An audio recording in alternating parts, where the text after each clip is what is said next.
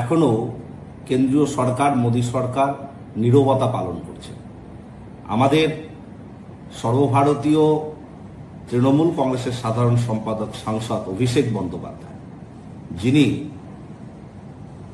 সমস্ত রাজনৈতিক দলগুলোকে নিয়ে যে প্রতিনিধি দল তৈরি করা হয়েছিল তার অন্যতম সদস্য ছিলেন, তিনি নিজে বিভিন্ন দেশে গিয়ে ভারতবর্ষের সেনাবাহিনীর বীরত্ব গাথা ভারতের হয়ে সওয়াল করেছেন আন্তর্জাতিক মঞ্চে। তিনি ফিরে আসার পর প্রত্যাশা করেছিলেন যে একটা বিশেষ অধিবেশন ডাকবে সরকারের পক্ষ থেকে, পার্লামেন্টে যে বিশেষ অধিবেশন, সেখানে বিভিন্ন বিষয়গুলোকে উত্থাপন করা হবে এবং সঙ্গত কারণে কিছু প্রশ্ন রয়েছে, সেই প্রশ্নগুলো উত্থাপন করবেন। কিন্তু দুর্ভাগ্যের হলো সত্যি, আজকে 57 দিন কেটে গেছে, এখনো মোদী সরকার নীরব, চুপ করে বসে রয়েছে। সাংসদ অভিষেক বন্দ্যোপাধ্যায় সঙ্গত কারণেই তিনি 5টি প্রশ্ন তুলেছেন। প্রশ্ন নাম্বার 1, যে সীমান্ত পেরিয়ে কি করে এই জঙ্গিরা ঢুকলো, পেহেলগামের মতো একটি পর্যটন স্থলে এতগুলো সাধারণ মানুষকে হত্যা করলো।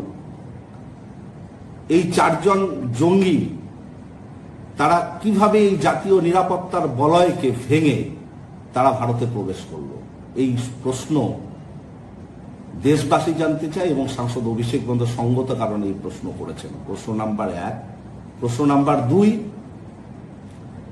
ভারতবর্ষের এই ইন্টেলিজেন্স ব্যর্থতা, ফেইলার, অথচ আইবি যিনি প্রধান তাকে 1 বছর এক্সটেনশন দেওয়া হলো, তাকে তিরস্কৃত না করে তাকে পুরস্কৃত করা হলো। এর পেছনে নেপথ্য কারণ কি, এই প্রশ্ন সাংসদ অভিষেক বন্দ্যোপাধ্যায় করেছেন। প্রশ্ন নাম্বার 3, ধর্মের ভিত্তিতে যারা 26 জন নিরীহ মানুষকে হত্যা করলো, সেই 4 জন জঙ্গি কি নিকেশ হয়েছে? যদি নিকেশ হয়ে থাকে তার স্ট্যাটাস কি? যদি না হয়ে থাকে তাহলে তারা কোথায়? তারা ভারতেই রয়েছে না ভারতের বাইরে রয়েছে?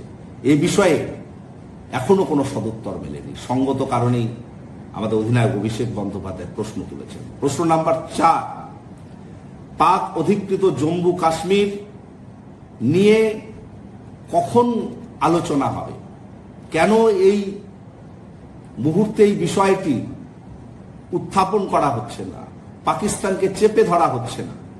আর এই যুদ্ধবিরতি কেন করা হলো? ট্রাম্প আগ বাড়িয়ে কি করে যুদ্ধবিরতি ঘোষণা করলেন, সিজ ফায়ার ঘোষণা করলেন?